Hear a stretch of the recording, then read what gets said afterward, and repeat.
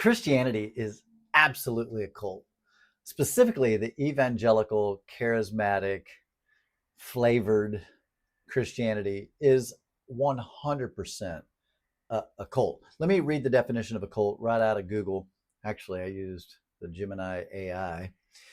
A cult is a group or movement exhibiting great or excessive devotion or dedication to some person, idea, or thing, and employing unethical manipulation or persuasion techniques to exploit and control its members. 100%, 100% evangelical Christianity is a cult. Now, I have to be fair here. Not all churches that are evangelical are cults, okay? Some are what I would say cult adjacent, cult like, cult near cult, right? I personally have come to understand, I mean, I understood it a while ago, but I was, if you don't know my story, hello, Timmy Gibson. Welcome to my channel. Former fundamental evangelical tongue talking, Holy Ghost rolling pastor, did that for 30 years, spent 48 years as an evangelical Christian. I got amongst the wealth and health gospel for a while, the charismatics, which is very, very person driven. There's usually a prophet at the forefront, or pastor, preacher, the man of God.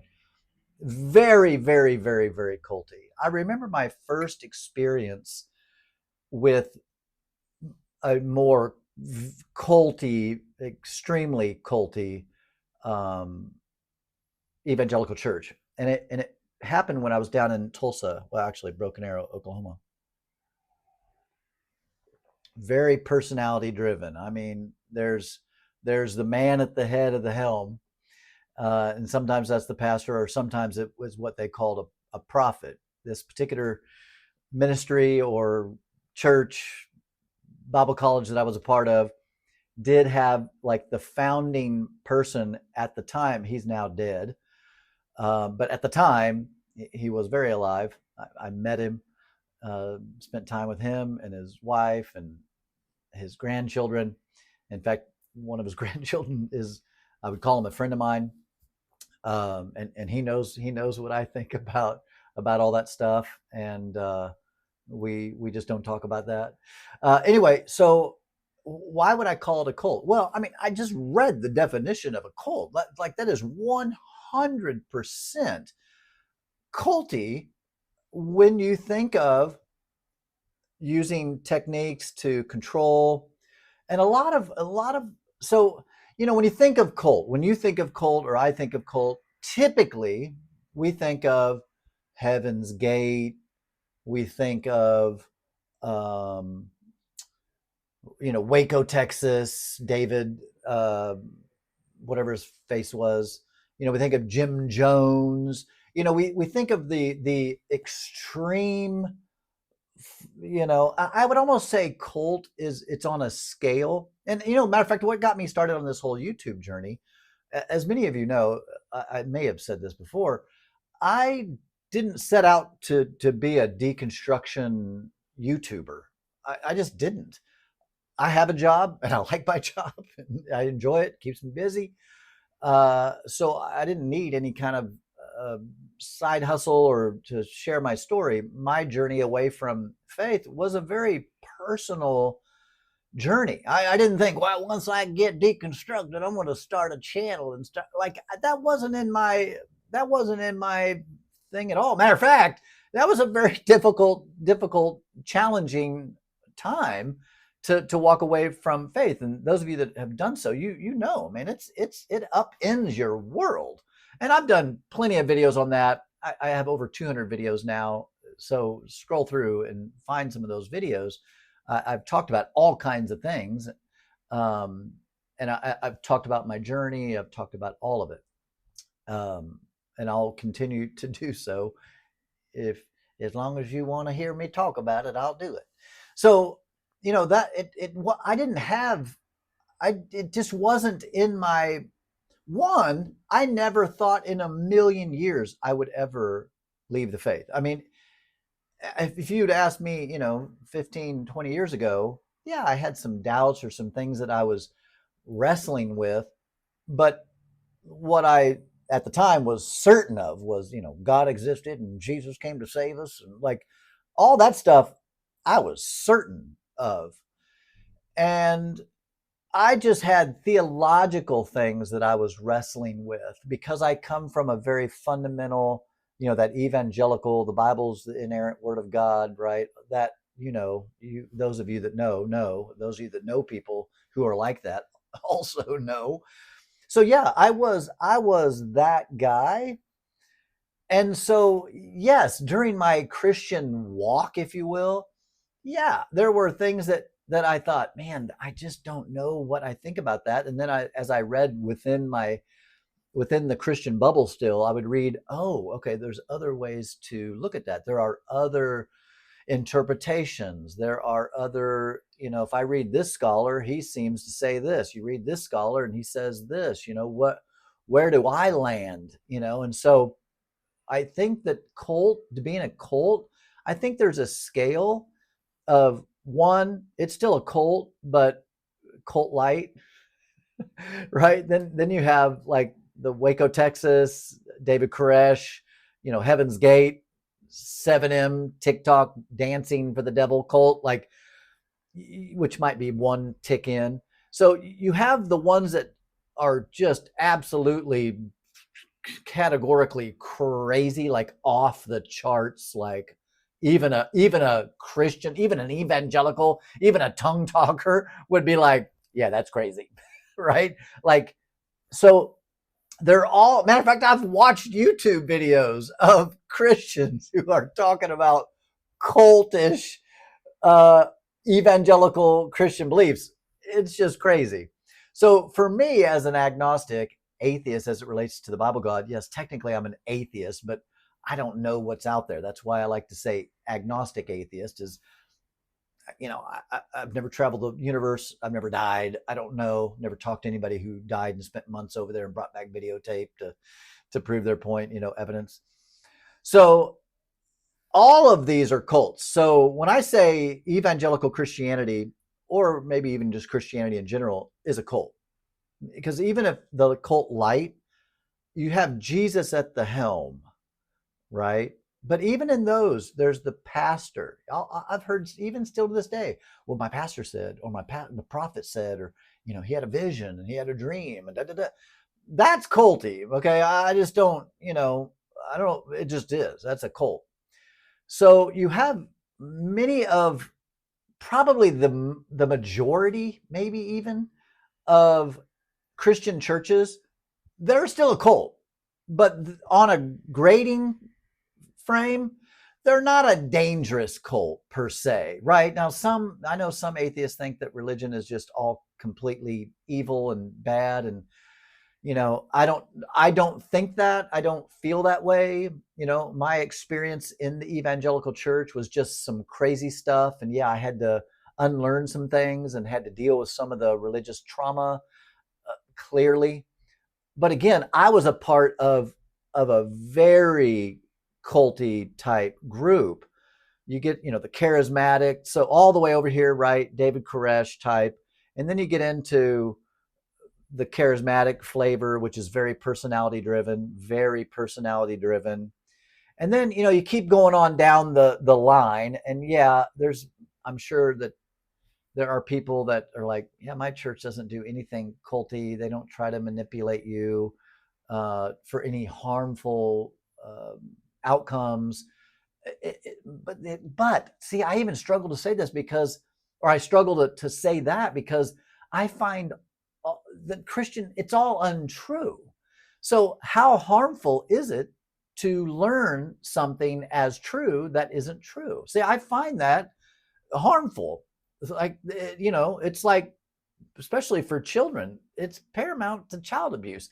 Now, it can be more severe where it's very damaging, But also, there are just some good community. I talked to someone the other day, and they're like, "Yeah, my church is just very loving and kind, and we do a lot of good stuff. And really, the pastor doesn't say any of the weird stuff, and he believes in evolution and believes in science, but he believes in God and all that." So yeah, okay, maybe something like that. It's still a cult. It's still cultish, but it's not a full-on dangerous cult where everybody's going to be drinking some kind of Kool-Aid that the pastor and his wife mix up back in the communion room. So, I really do believe that cults are on a scale of, yeah, what was that? That, yeah, it's a cult, okay, but maybe not as dangerous as Heaven's Gate, okay? Again, this is just what's in my head here, okay? So they're all cults. They're all cults. Some are worse than others. And I would just tell you, as someone who was in a charismatic, extremely culty type environment, those are dangerous. And I'm gonna share with you even my experience. So, raised Assemblies of God amongst the Pentecostals. I attended mostly the churches I attended through my childhood were smaller, 100, 200 people. Um, Very community minded, a bunch of loving Jesus people, all that kind of stuff. Then when I went off to seminary, now the first Bible college I went off to, Central Bible College. I got kicked out of that Bible college for drinking a wine cooler. Anyway, so the next Bible college I went to down in Broken Arrow, Oklahoma, again, had a prophet at the helm. Okay. And I remember my first day on campus because I wasn't familiar with this prophet or this ministry. I just wasn't. Um, I just wasn't. I had heard a couple things, which is why I checked out the Bible school on college days or whatever, and I went and checked it out beforehand. And a friend of mine was actually attending there, and she talked about how much she loved it and all that stuff. So I was like, okay, I'll come and check it out. So I went to the college days, and even in college days, I remember there were several things that just were like my cult meter was. Of course, I didn't think I was in a cult, right? I wasn't aware that I was in a cult already, a very cult light type environment. And that's how it works. That's just, if you're a Christian, you're like, no, I'm not in a cult. Even a tongue talker, wild person that follows, people like Kenneth Copeland, who's a fucking freaking cult leader. I try not to cuss on my podcast just because I don't want to get demonetized. Anyway, yeah, that guy's a freaking cult leader, completely nutball. Just, he's like, if 10 is David Koresh, he's at a 9 for sure. So this group is kind of like that. I mean, it's if we're giving it numbers 1 to 10, I mean, it was up in the 7s and 8s and even maybe 9s. I mean, it was definitely had a high culty vibe. Okay. All the books in the Bible store or in the bookstore on this at the church there that was associated with the Bible college, every book in that bookstore outside the Bible was by people who were associated with graduates of the Bible college. There were no Rick Warren's book, Purpose Driven Life. That book was not available in that bookstore because they believed they were the one true church. They were the one true people of God, truly following God as God intended, right? Because we had a prophet at the helm who would, I can't tell you how many services I was in where this prophet talked about talking to Jesus and Jesus telling him these mysteries and some things he'd say, well, God revealed things to me that I can't share with you. You don't have ears to hear. And so, which is that's also corny and goofy. You don't have no inside information. Come on. Like it is ridiculous. Absolutely just insane. It's delusional. It's 100% delusional. But let me go back to what I was saying earlier. If you're like a Christian, right? You're like, no way, I'm not in a cult. Like we're nothing like Waco. We're nothing like David Koresh. We're nothing like that. We make fun of those people on TV like that. Okay, but still at the helm is a person that you devote your life to who died. I know Christians think, Jesus is still alive. He's not. He died. I am not a mythicist, so I believe that Jesus probably seems to me maybe most likely a person of history, but I don't know that either, right? I don't know. We don't have any writings from Jesus whatsoever. I know Christians think that the Bible has eyewitness account. No, it doesn't. It just doesn't. We don't have one single word written by Jesus. We don't have one single word in the Bible written by a first-hand witness account. These are all written 60 plus years later, based off of oral traditions. Someone said Jesus said this, they told them. Someone said Jesus said this, they told them. Someone said Jesus said this, and then someone wrote it down. So you tell me if you think that can be trusted. I've came to the conclusion there's no way you could trust it. Absolutely, without doubt, you can't trust that. So yes, I think that there are Christians who clearly they don't think they're in a cult. Clearly, no one not even people in a hardcore cult think they're in a cult. I just watched. I think it's called The Way Down, which was a spinoff of a book I think called Way, like WEIGH Way. It was this weight loss program woman. I think her name was Gwen something. Anyway, there's a documentary out, and it's freaking amazing, like in the sense of giving you insight into how cults work.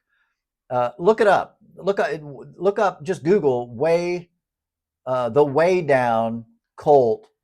Gwen, I think, was her name, and I think it's on Max. Anyway, it's like a little 5-part docu-series about this cult leader, this woman cult leader down in Brentwood, Tennessee. And it's just crazy. And the church was called the Remnant. Okay, the Remnant is 100% a cult. Now, at the time when the one prophet lady was in charge, it was full on 8-9 cult. It was off the charts crazy. I think, I don't want to spoiler alert the docu-series, but this is a spoiler alert. What I'm going to say next, if you're going to watch the documentary, just don't listen to this piece. When you watch the documentary series, you'll learn that Gwen and her second husband, who she left her first husband of 40 years and ran off with this other guy who happened to be Tarzan in the TV series. He was Tarzan. Anyway, 2 months after she divorced her husband of 40 years, she was the leader prophet lady. She married this dude. Anyway, it's an interesting story because ends up her and her husband and 3 or 4 other leaders from like key high up leaders in this cult all died in a plane crash piloted by her husband, Tarzan guy. Is wild. And they had clips of her saying, God will judge you if you're living in sin. You better be careful for your life, all that kind of stuff. And then she winds up dying. Like it was terrible, right? I mean, it's a sad story on one hand, but it's really more sad for all of the followers who were so convinced that she was this woman of God, hearing from God, and the abuse that was in this church was just absolutely off the charts. Hey, just off the charts crazy. Like it was just absolutely clearly a cult. And when they interviewed some of the people that were in the cult, of course, a lot of people said, yeah, it was a cult. We escaped. Thankfully, we got out. But then they talked to some of the actual church members and they were like, no, it's not a cult. It's a very loving place. It's very community. It's very, and and an outsider looking in, like someone like me that's been in that world. I mean, I was just like, whoa, like it was triggering. I'm like, whoa, this is so much a cult. I can't even believe it. Like this is literally so much like what I was involved in down in Broken Arrow, Oklahoma. Now, I want to point something out here because I believe this to be true, especially when you have a church congregation where it might be somewhat large. Let's say, you have 500 or 1,000 people. even within the church, there are levels of involvement where if you're just coming on Sundays, you're popping in, listen to the message, and you're leaving. You're not really super involved. The tentacles of the cult really don't get into you so much. Does that make sense? Like, how do I word that? It's like, yeah, you can be kind of like an outsider to the group. Like there's insiders in the group, and then there's kind of outsiders or onlookers to the group. Is this making sense? You know what I mean? Like, so there are people that are in this cult that are just blinded to, and they're suffering the abuse of the cult. It's just crazy. But then there's other people who weren't all that involved, right? They're coming to the church, maybe just for the Sunday service, and then they bolt, or they're coming, once every couple weeks. You know what I mean? Like, they're not really fully vested in the cult. They're just kind of dipping their toe in the water of the cult. Yeah, you interview those people and they're like, this isn't a cult. I mean, I can come and go as I please. No one's telling me what I can do and can't do per se. But here's where the Christianity part is such a cult, because there is this overarching umbrella over all Christian teaching, which is Jesus is the only way to heaven. You have to, sacrifice yourself for him, crucify your flesh. You're a bad person. Be good. There's a lot of shame and there's a lot of guilt. But a lot of the controlling, like super red flaggy, culty things often will be amongst the staff, the workers, the volunteers, those that are really involved and really, really investing their time and their energy. And I can say this, listen, as a former cult leader, okay, I don't say that often. I've said it before, because it's a little uncomfortable for me to say, because I wasn't over here, right? I wasn't building a compound. I wasn't sleeping with all the members' wives. I wasn't trying to control who had sex and who didn't have sex, or you know what I mean, like, and with who, and like, I wasn't involved in all that kind of stuff, right? But my message was very culty, and it was more of a spiritual control. Okay, so as a former cult leader, when I think about my time when I was actually pastoring my own church, okay, in 2002, I started a little home church, and then in 2003, launched it publicly in the community, okay? And I pastored that church all the way through. It was kind of a slow closing, I've gone into that story and other things. But anyway, so I did that for about 17, 18 years before I really started turning into my deconstruction, where I was like, I'm not evangelical anymore. I'm questioning whether I'm even a Christian anymore. I'm just a Jesus follower. I'm not religious. I'm spiritual. And, I was going through that journey. When I was a cult leader, there were the same situation even in my own church. So I can give you like a first-hand account, pull back the curtain, and look back and think back into those days of what I was thinking and what I was teaching and how I was doing and how I was leading my church. Even in my church, I had staff. I had 5 staff members that worked with me. And then I had volunteers that gave of their time and talent, right, to the church, and worship and being greeters and ushers and children's workers and all that stuff, okay? And then past that, you had people who were, giving of their treasure. They were giving of their time, talent, and treasures, what we would say back in those days. Giving, that's where tithing would come in, giving to the church, which we always said, when you give to church, you're giving to God because you're giving to the work of God in this community. Okay. But kind of pulling away the curtain, I had people at one point, our church reached about 300 people. I'll never forget it because that Easter of that year, our biggest year, I think we were 3 years old, 3 or 4 years old at that time, is kind of when we were hitting that 250, 300 people. I'll never forget it because that Easter we had nearly 600 people come to the church. Okay. But even after that, when we kind of leveled out at that 250 to 300, we kind of bounced just depending on what time of the year it was. There were core people who I would have considered like they're the inner circle people. It's kind of like family, right? You have your mom and dad, or you have your wife and your kids. Okay, then you have her parents, your parents, and then you have grandmas and grandpas, and you have aunts and uncles and cousins, and it keeps going, right? Similar to how a church is. In my church of 300 people, there was probably, usually it's an 80-20 rule. 20% of the people are making everything happen. 80% of the people are just attending. Okay. So let's just take those numbers. 10% of 30 is, or of 300 is 30. So 60, about 20%.